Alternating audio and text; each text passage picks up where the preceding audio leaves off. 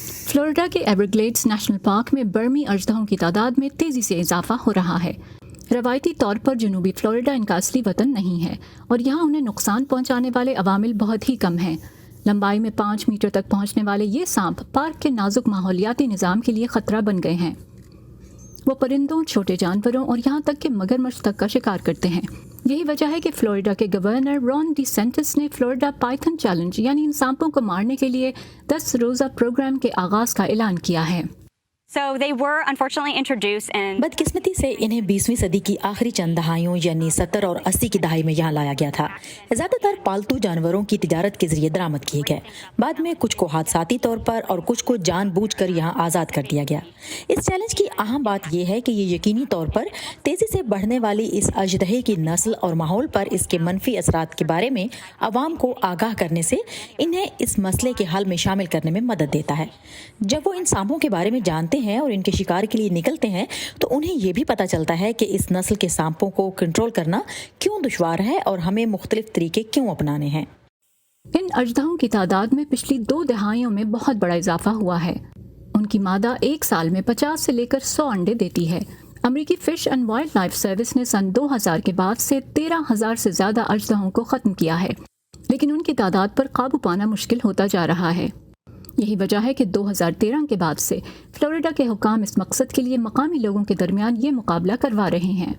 It was done roughly every 3 years, 2000. یہ تقریباً ہر 3 سال بعد ہوتا ہے، جیسے 2016، 2019 میں اور پھر 2020 میں۔ ہمارے گورنر نے جو شروع سے ہمارے اس پروگرام کے حق میں ہیں، ہر سال اس مقابلے کی میزبانی کرنے کا فیصلہ کیا ہے۔ And as a result of our efforts, ہماری کوششوں کے نتیجے میں فلوریڈا فش اینڈ وائلڈ لائف کنزرویشن کمیشن کا سن 2020 میں اژدہے ختم کرنے کا ریکارڈ سال تھا۔ ہمیں پائتھن چیلنج بہت پسند ہے۔ دنیا بھر سے لوگ پائتھن چیلنج کے لیے یہاں آنا چاہتے ہیں، لہٰذا ہم اسے جاری رکھیں گے۔ 550 مربع کلومیٹر پر مشتمل ایورگلیڈز نیشنل پارک نئے اور پرانے شکاریوں کے لیے شکار کا میدان بن جاتا ہے۔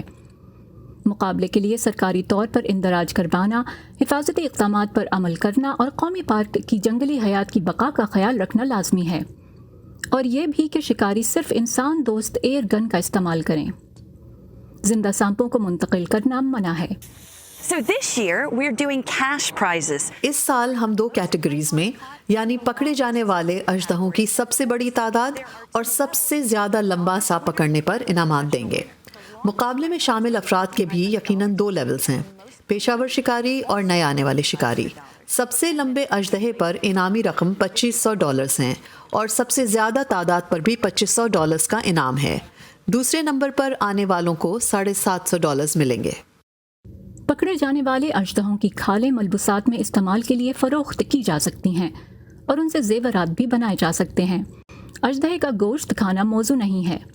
ایورگلیڈز کے اندر پائے جانے والے اژدہوں کے گوشت میں مرکری کی سطح بہت بلند ہوتی ہے۔ لیلیا اینیسیمووا کے ساتھ فائزہ بخاری، وائس آف امریکہ۔